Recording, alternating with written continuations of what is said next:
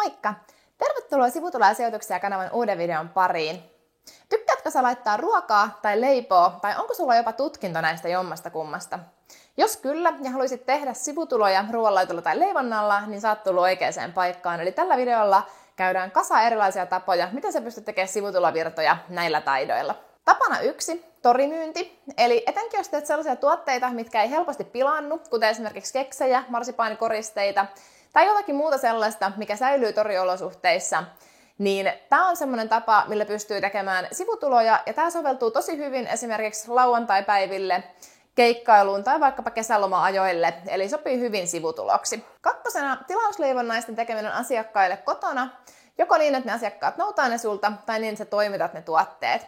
Ja tämä on myös erinomainen sivutuloksi sen takia, että monesti näitä leivonnaisia tarvitaan esimerkiksi loma-aikoina, eli vaikkapa jouluksi tai ristiäisiin, ylioppilasjuhliin tai tällaisiin, niin jos sulla sattuu itsellä olla kanssa lomat siinä, niin pystyt hyödyntämään hyvin päätyön ohella sivutulona sitä, että leivot kotona. 3. tietysti sitten ihan niin kuin keikkailla kahviloissa tai ravintoloissa. Eli ravintola-ala on siitä kiva, että monet paikat saattaa olla auki jopa melkein ympäri vuorokauden.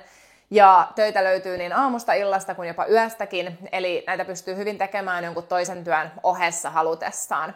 Ja tietysti keikkailussa on se kiva, että jos sä saat siitä palkkatuloa, niin tietysti tämä on myös hyvin semmoinen varma tulonlähde. Toisin kuin noin 2 ensimmäistä, joka aina riippuu siitä, että miten sä saat asiakkaita. 4. blogi ruoanlaiton tai leivonnan ympärille ja sillä tienaaminen. Eli blokkaamisella sä pystyt tienaamaan esimerkiksi tekemällä yhteistöitä, vaikkapa sitten leivontatarvike- tai elintarvikeyritysten kanssa. Tai esimerkiksi affiliate-tuloina niin, että sä myyt vaikkapa jonkun muun tekemää leivontakurssia tai vaikka niitä leivontatarvikkeita sitten näiden sun linkkien kautta. 5. tietysti blogin ohella on mahdollista tehdä myös erilaisia someja ja nämä voi tietysti myös yhdistää. Eli blogin lisäksi niin sä pystyt tienaamaan esimerkiksi vaikkapa TikTok-yhteistöillä tai tekemällä YouTubea ja saamalla sieltä mainostuloja tai käyttämällä affiliate-linkkejä sun Instagramissa ja niin edelleen. 6. oman ruoanlaitto- tai leivontakirjan tekeminen ja sen myyminen. Ja tämähän voi olla joko ihan tällainen omakustannekirja, mitä sä myyt esimerkiksi hyödyntäen näitä sun somekanavia, tai sitten sä pystyt tekemään tällaisen print on demandin. Esimerkiksi Amazonille on mahdollista tehdä tällaisia kirjoja myyntiin, missä sä itse teet sen kirjan, sun ei tarvitse maksaa mitään siitä, ja Amazon hoitaa printtaamisen sen mukaan, että paljonko niitä kysyntää on, eli tämmöinen tarvepainotus suomeksi ratkaisu. Tai sitten sä voit tarjota sitä sun kirjaa ihan perinteisille kustantajille, jollahan saat sitten sieltä markkinointiapua, ja muun muassa he maksaa sulle sitten näistä myynneistä tuloa. 7. muiden tekemien keittokirjojen tai ruoanlaittokirjojen kuvittaminen. Tämä vaatii toki myös valokuvaustaitoja, mutta sen lisäksi yleensä ne, ketkä kuvittaa näitä, niin voi olla siis sama ihminen, joka tekee niiden reseptien mukaan sen ruoan ja ottaa siitä kuvan, joten tämän tyyppisessä hommassa myös siitä ruoanlaitto- ja leivontataidosta on olennaista hyötyä. 8. pitää leivonta- ja ruoanlaittokursseja livenä. Monennäköisillä kansalaisopistoilla ja vastaavilla on tällaisia kursseja, mihin voi hakeutua opettajaksi, tai sitten sä voit esimerkiksi ihan itse vuokrata tilat ja markkinoidaan järjestää kurssin, vaikkapa viikonloppukurssi yökoristeiden tekemisestä kakun päälle. Tai mikä ikinä onkaan semmoinen aihe, mikä voisi myydä siellä, missä sä haluat näitä kursseja pitää. 9. sitten webinaarit, eli sama kuin edellä, mutta verkkopohjaisella toteutuksella. Eli jos asut vaikka jossakin syrjäseudulla, missä ei välttämättä ole tällaisen live-toteutuksen asiakkaita, niin se ei kuitenkaan välttämättä este, koska sä voit tehdä tällaisen webinaarityyppisen ratkaisun.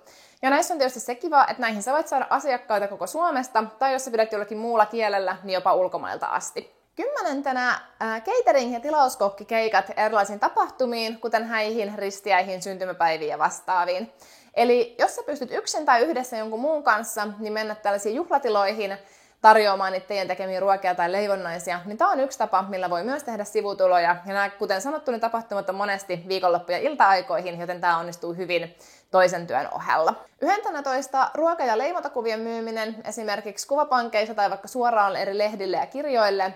Eli sen lisäksi, että sä voit kuvittaa muiden kirjoja, niin yksi optiohan on myös kuvata niitä sun itse tekemiä ruokia ja leivonnaisia ja tarjota sitten niitä kuvia eteenpäin myyntiin. Ja erikseen tehtävissä tai tähän edelliseen yhdistettävissä on reseptien laatiminen ja niiden myyminen eteenpäin tai esimerkiksi reseptien testaus.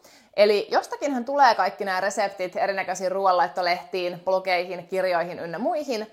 Ja mistä ne sitten tulee? No toki osassa on oma tiimi, jota niitä keksii, mutta sen lisäksi on myös ihmisiä, keiden tehtävä on tehdä reseptejä muille. Tai esimerkiksi jos vaikka yritykselle tulee uusi tuote, vaikkapa joku uusi tuorejuusto, niin tehdä niihin markkinointimateriaaleihin sitten reseptit. Tällaisia mä oon vähän vähemmän törmännyt Suomessa, mutta mä tiedän maailmalta useamman ruoka- ja leivontaplokkaajan, joka tekee tällaista palvelua sen bloginsa lisäksi. Eli tällaisella on kyllä ihan mahdollista tienata sivutuloja, jos tällainen kiinnostaa. 13. ruoanlaitto tai leivontavälineiden maahantuonti ja niiden myyminen. Eli jos sä oot kovin innokas näistä aiheesta ja sä oot matkaillut ja löytänyt vaikkapa sitten, heitetään nyt vaikka Japanista tai Yhdysvalloista, jonkun tuotteen, mitä Suomen markkinalla ei ole tarjolla, tai missä ikinä asutkaan, niin siellä sun kotimarkkinalla ei ole tarjolla, tai ne vaihtoehdot, mitä siellä on, niin on myös huonoja tai kalliita tai vaikeasti saatavissa, niin tämähän on toki yksi mahdollisuus tehdä bisnestä, että rupeaa maahan tuomaan sellaista tuotetta, mikä sieltä omalta markkinalta puuttuu, ja meillä toivottavasti on myös siellä kysyntää. Ja jos tätä tekee verkkokaupan kautta, niin tätä pystyy tekemään myös jonkun muun työn ohessa, tai sitten niin, että hommaa erillisen tiimin sitä hoitamaan, jos toiminta oikein isosti kasvaa, eikä halua itsestä päätoimisesti lähteä tekemään. Ja tähän on toki helppo ja hyvä yhdistää esimerkiksi noita somekanavia tai muita, millä voisit boostata sitä omien maahantuotavien tuotteiden myyntiä. 14. alaan liittyvä pop-up-kauppa, kahvila tai ravintola. Eli jos sä oot tosi innokas tekijä ja haluaisit saada enemmän sitä myyntiä, niin yksi optiohan on esimerkiksi tuohon maahantuontiin yhdistäen, niin sen lisäksi tekee vaikka verkkokauppaa, niin tehdä tämmöinen oma pop-up-myymälä, eli mennä vaikka viikonlopuksi tai kesälomaksi myymään niitä tuotteita, tai sitten toisaalta esimerkiksi jonkun kesätapahtuman yhteyteen, niin perustaa esimerkiksi pop-up-kahvila tai ravintola, missä myyt sitten niitä itse tekemiä leivonnaisia tai ruokia. 15. kokkaus kautta leivonta-avun tarjoaminen asiakkaan luona. Eli yksi vaihtoehto sille, että sä teet kotoa käsin tilausleivonnaisia, on myös se, että sä myyt sellaista palvelua, jossa sä menet asiakkaan luokse valmistamaan ne tuotteet hänelle. Tämä voi tarkoittaa niitä juhlakakkuja, mutta tämä voi tarkoittaa myös sitä, että sä menet esimerkiksi niin sanotusti meal preppaamaan, eli tekemään vaikka viikon ruuat siellä asiakkaan luona hänelle valmiiksi, tai vaikka kokkaamaan hänen juhliin. Huomiona näihin kaikkiin edellä mainittuihin, että varmista ennen minkäänlaista toteuttamista asuinkunnastasi, että vaatiiko tällainen toiminta esimerkiksi hygieniapassia tai jonkunlaisia lupia, ja hanki kaikki tarvittavat luvat kuntoon ennen kuin lähdet käynnistämään toimintaa, niin et joudu ongelmiin. Jos kaipaat lisää sivutiloideoita, niin muistahan tsekkaa myös kanavan aikaisemmat videot, josta löydät lisäideoita, ja peukuta myös videota ja laita kanavatilaukseen. Moikka!